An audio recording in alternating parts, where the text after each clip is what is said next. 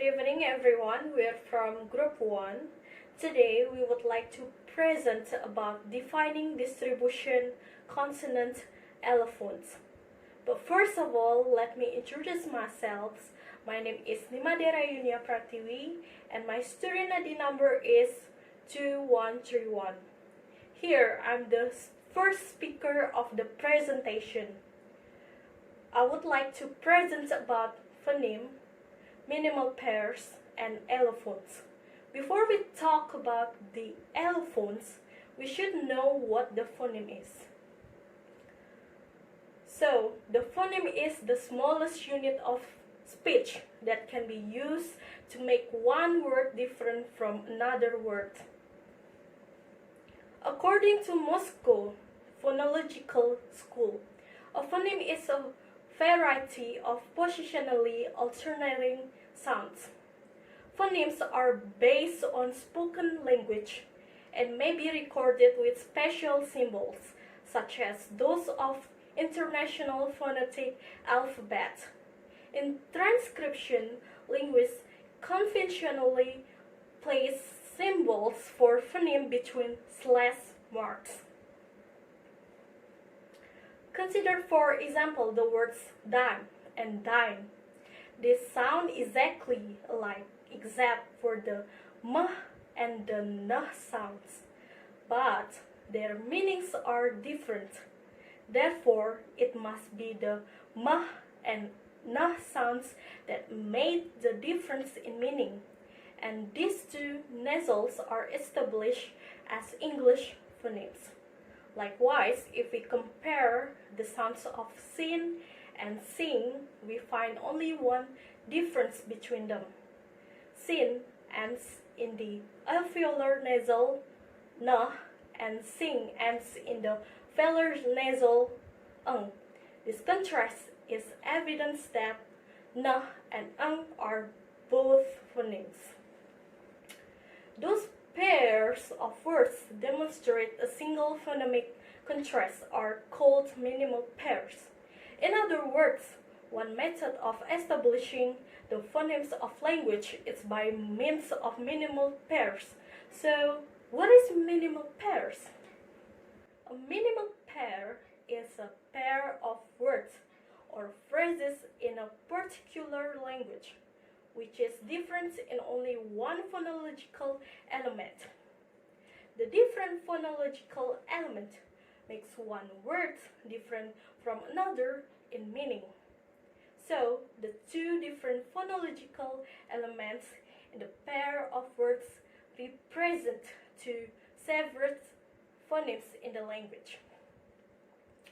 James McGillivray provides a clear definition of minimal pair in the Cambridge Companion to Chomsky. It is said, a minimal pair is a pair of words that differ in a single phoneme. Minimal pairs are often used to show that two sounds contrast in a language. In short, minimal pairs serve as tools to establish that two or more sounds are contrasting. A difference in sound means a difference in meaning, notes Harry Joseph Ottenheimer, and a minimal pair is the clearest and easiest way to identify phonemes in a language. Let's see the examples of minimal pairs. The first is pin. The second is pin. The third is tin. The fourth is kin. The fifth is gin. The sixth is chin. The seventh is thin. And the last is sin. Another example is like rate, late, zoo and two, pie and buy, and the last is tie and die.